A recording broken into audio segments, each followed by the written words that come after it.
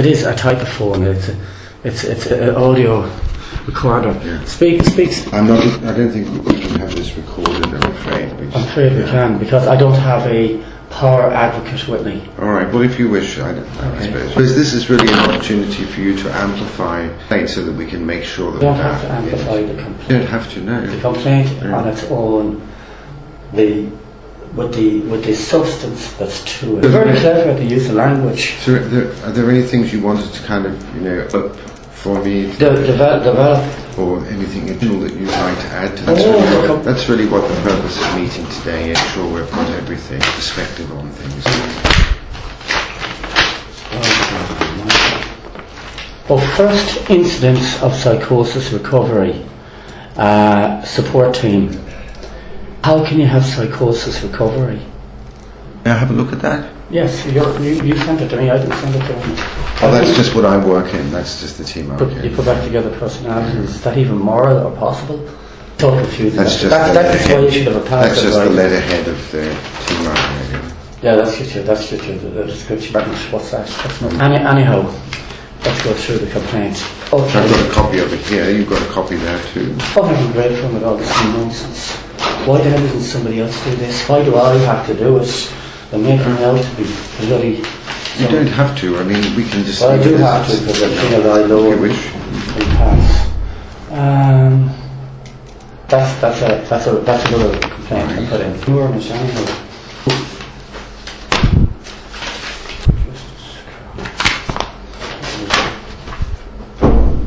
So, there's one of the things that's happened that since you've been given this diagnosis of... Place where I live. Look ahead, is that right? I've lived in homeless hostels. What they do is they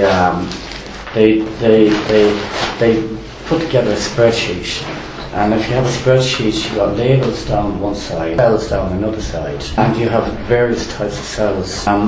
What they do is they try and tick a box for a cell, and numeric value is also a financial value, so they try and tick all the boxes on a spreadsheet. When they're Day 1, you're schizophrenic.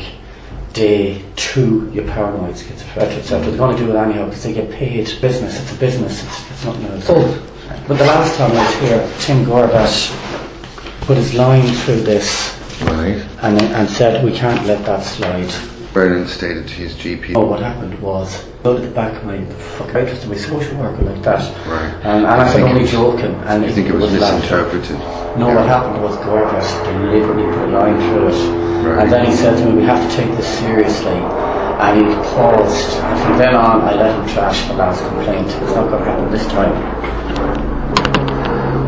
Until we get down to me.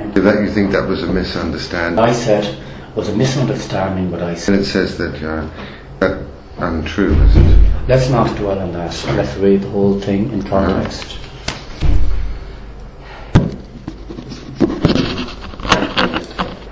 That's an example, I suppose, of a circumstance where you feel that you've been written and perceived. Written is different to what's in other words, you said, oh, that guy, that's obvious. Gordon knew that. And I've got a copy of his report into my computer. My window smashed. Oh, yeah. Police observed. Read that, the handwritten bit. Oh. Called into your room at 5, into your... I know him, I've known him for 20 years. He's still trying to find out where I live and get my... Yeah. He wants to talk to me on behalf of my father. Right. The last people in the world I want to see. Anyhow, we'll get through this bloody thing. Okay. We got the complaint. Where did you make this phone? I was diagnosed with... Okay. I think the essential issue is that you feel there has been a misdiagnosis, you think? Mostly. Because I didn't mean to bring all this tape and show it to you. It's like what you would have looked at it yourself in advance. There's a Maudsley report. Being a consultant. Yes, I've seen that, yes. Oh, you have? So it's not what I feel. I've been sent a copy of that. I think that's the one. Nice. It's not just something I feel, it's actually... Not sure if I've got that. Actually, if I might get somebody to make a copy of this. Make a copy of this, the last report. I'm not from it with an assessment team.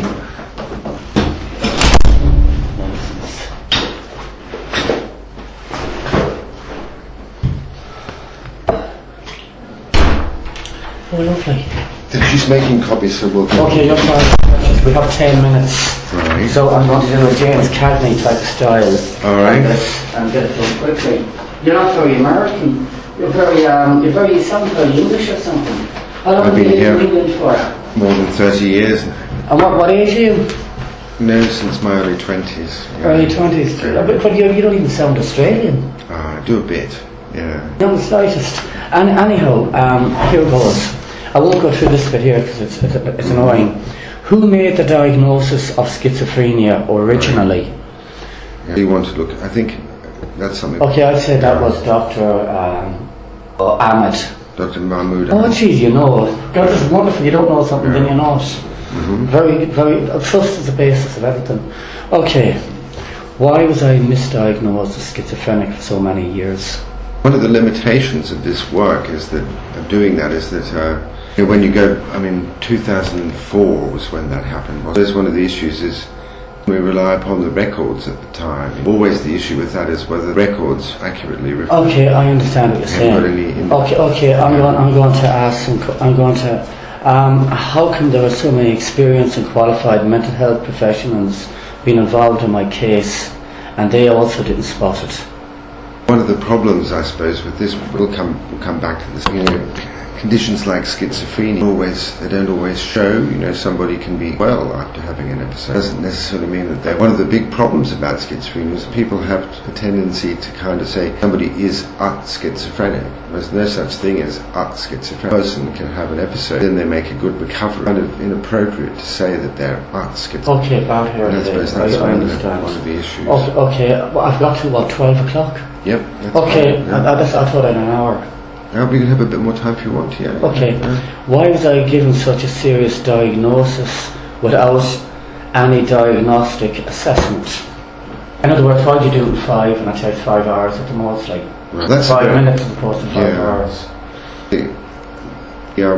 The Maudsley service is a very specialised service. This is something that's a reasonable concern that we will. Okay, I was asked if I heard voices, I said no. Then they asked me, do thoughts ever pop into you? I looked at the psychiatrist and I said, yes, fantastic. And I said, have a cigarette. Put down, thoughts popped into my head. Oh, thoughts pop into everybody's head. That's the basis on which I was diagnosed. Okay, here goes again. You heard about that? That's Dr. Ahmed. You know what they do? They pick people. Hope you're not shrinking me. No, I'm just taking a note that you said shrinking is the basis on which you were diagnosed schizophrenic. All the points here. Why was I factually incorrectly diagnosed at the tribunal of being paranoid schizophrenic in 2012? Because that's the same old issue of why it happened in the first place. It happened in 2004 already, isn't it?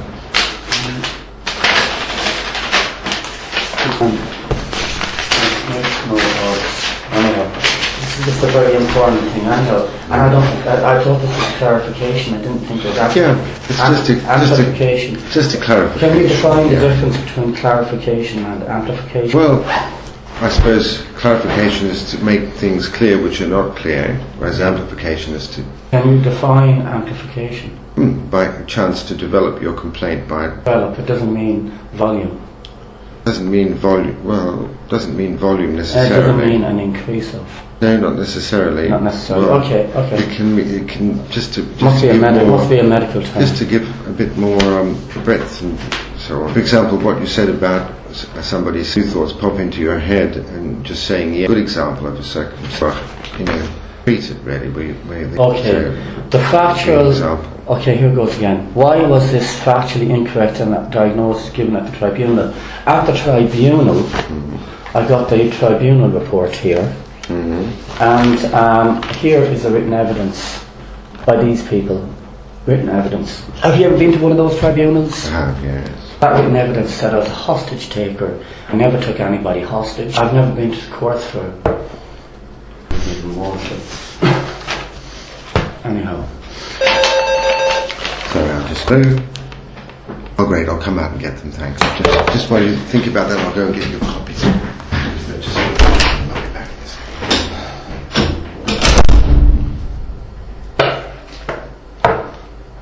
Jesus.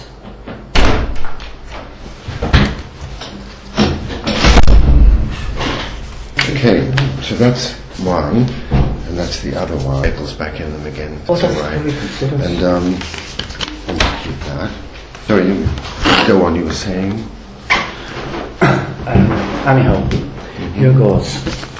How has the Trust been complying with the Royal College of Psychiatrists guidance for looking out for Asperger's syndrome in the Council Report CR1? I don't understand that. I think it basically means what's the Trust doing to keep... Have you adopted the CR1? Sure of that. That's something I need to look at. And could you give an answer to that? Yeah, sure. Whether or not you're looking into it. How can the Trust evidence that it is assessing for autism as part of the mental health assessment process? We're going to look at this and answer it anyhow. Yeah, that's right. I mean, it's really, if there are things that are... I mean, it seems to me that, I mean, your reason for meeting was just to make any other evidence you I know, you needed clarification on the different amplification.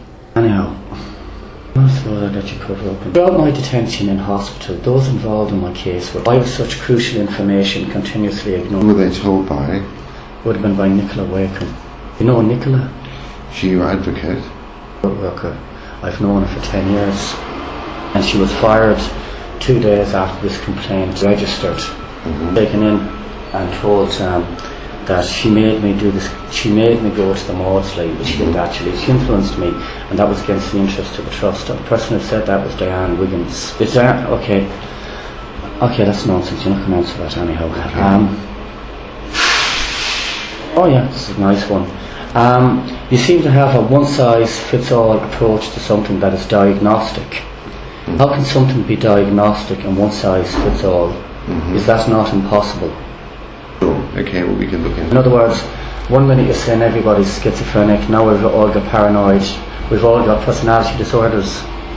Is that an old word for somebody with a dangerous mental illness that's come back into fashion?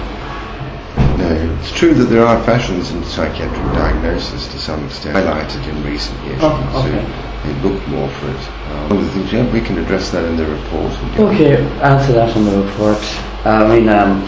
You don't have a one-size-fits-all. I mean, in the report, when you're answering it, could you do a graph of a process?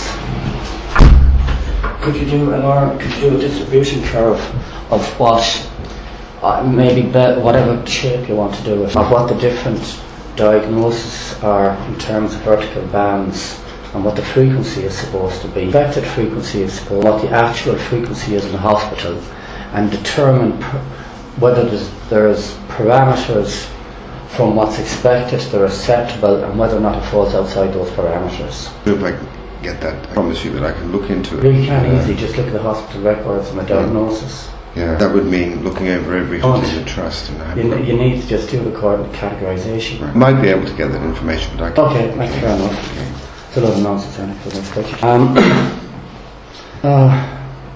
Do you agree that there has to be variation in order for something to be diagnosed? I'm not sure what that means, actually. Okay, variation means that there has to be different types of mental illness in here. The makeup has to be variable. It can't be too much of the one thing. Some evidence of different diagnoses being provided for. Yeah, the distribution, basically, Okay. the breakdown. Well, Is a breakdown as expected, and if it's unexpected, why? Okay. That's statistical analysis. Why was my only support? I have to hear about this. Okay, let's see. Okay, I'll go through it. Okay, why was I diagnosed as I was diagnosed? Why did that happen? Sure, that's. We'll certainly be looking. Why did you get it wrong? Why was I diagnosed with what I was diagnosed with? And why did you get it wrong? Well, I mean, this is for clarification, so you put me in the picture, and I do what I can to put you in the picture. Okay. Seeing as it's clarification, why was I diagnosed with what I was diagnosed with? And that's really I don't think that's no. something that goes through the complaint as a unifying theme. Sure. But in voicing it here, although it's not specifically written down in the complaint, we can address it here. Well, the reason why people are given diagnosis is because they've been... Okay, and why did they get it wrong? I don't know the answer to that fully, because... Do you accept I was wrongly diagnosed? If you do not believe accept I was improperly diagnosed, why not? Wonderful clarification you have here. If I have a very clear mind, you don't need a very clear mind. You don't quite know. Anyhow, what are you doing to look out for people? Oh, I've done this before. Okay. If you find I was wrongly diagnosed, do you accept I was given incorrect medication and that this may have a severe effect on me physically, my ability to rate and my quality of life? I'll answer that question. We can look into. But what medication did you think was in? Olanzapine. Olanzapine? Yeah, that's enough. Okay. I'm not, obviously not going to get any more information. I didn't get any information out of you anyhow. You like Ronald Reagan answering questions. And he's a fuddy-duddy and he doesn't know anything, and the next one doesn't know what. Well, that's been very helpful to get those additional thoughts actually. And what I'll do is, and I'll read these documents as well that you've given me.